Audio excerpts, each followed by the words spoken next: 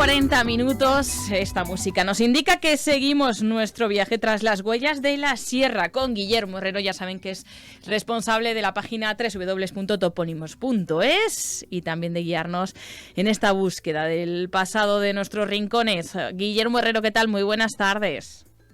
Buenas tardes, Sonia. Encantado de estar una semana más aquí. Hoy con un lugar cerquita, además vamos a hablar de un lugar cerquita del norte de Madrid que creo que casi todos los madrileños han visitado alguna vez, como es El Pardo. Bueno, en El Pardo, que todos sabemos que hay pues palacios, un embalse, que tiene ese extenso monte, pero ¿se trata de un lugar que tenga mucha historia?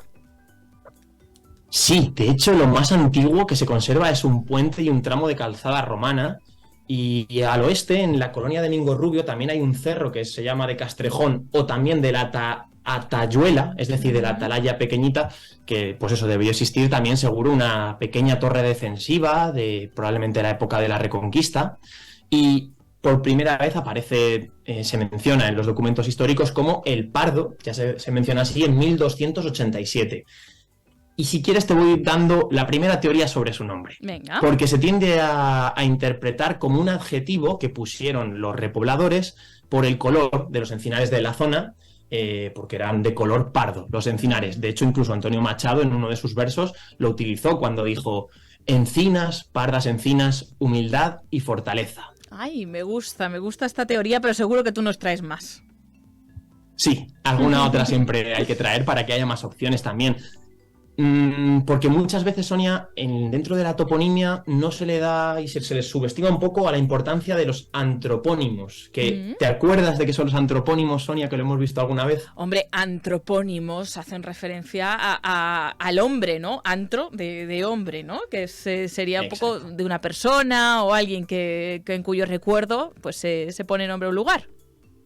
Justo, son los topónimos que tienen su origen en el nombre, como has dicho, de una persona. Dentro del campo de la toponimia, esos son los antropónimos. ¿Y por qué hacían esto? Pues se cree que un poco porque los repobladores medievales querían dejar constancia de que su nombre había sido él el que había tomado posesión de esas tierras. Normalmente eran incluso ellos mismos. Antes que ponerles otro nombre de forma más poética, pues el encinar podían haberlo llamado, ¿no? Pero no. Se cree que le pusieron El Pardo precisamente porque hay muchos topónimos que empiezan por él y que son apodos, como por ejemplo el cano, que significa la persona de pelo canoso, el gafo, o sea, el leproso, el izquierdo, el zurdo, el mullo, también hay lugares, el mullo que es el mutilado, y por eso parece que El Pardo podría ser un repoblador medieval de color castaño, del pelo color pardo. ¿Por qué además se potencia esta teoría de que es un antropónimo, El Pardo? Porque ahí junto a El Pardo estaba Mingorrubio, que es una persona de un pelo de otro color, en este caso Mingorrubio es Mingo el pelirrojo, y así para hacer también una pequeña distinción de el lugar del rubio y el lugar del pardo. Por ejemplo, ocurre lo mismo en Alcorcón, donde existe dos ventas muy cercanas con dos nombres también haciendo referencia a su apodo, como es la Venta de la Rubia y el Ventorro del Cano. Ay, mira, oye, cómo se fijaban en el pelo, qué importante era también ese color. Sí. ¿Y pardo había mucho? ¿Hay más topónimos pardos en España? Sí, además está atestiguado desde hace casi 1000 años. Ya fíjate, en Burgos se han encontrado en códices, en cartularios medievales, se han encontrado Ferant Pardo en 1100 en Burgos, o Petro Pardo en San Pedro de Arlanza, también hay en Burgos, y en Madrid, además en Madrid se repite en el pueblo de Alalpardo, que significa alar el pardo, una persona parda. Bueno, y vamos a aterrizar aún más en El Pardo para ver los barrios que había y que hay en el Pardo. ¿Cuáles son?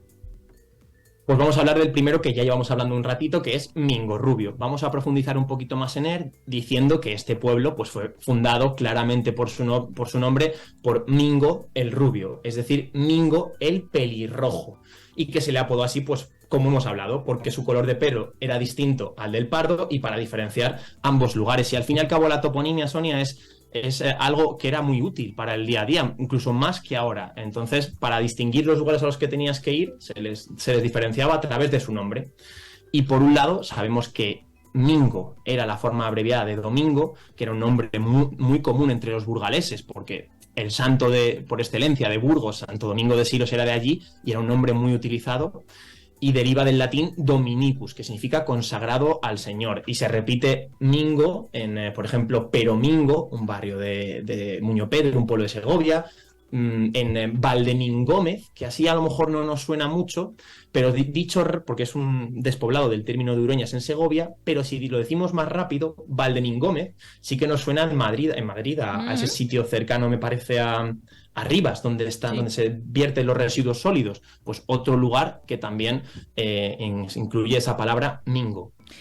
Vale, pero yo te voy a hacer una pregunta. Aquí que estoy allí, mira, me estoy mordiendo las uñas, digo, pero al final la voy a hacer, porque me dices, mingo rubio, significa mingo el pelirrojo. Y yo digo, pero rubio no significa rubio. ¿Me estás dando gato por liebre, Guillermo? Sí, a ver si estoy aquí engañando. No, a ver si soy la única que lo está notando.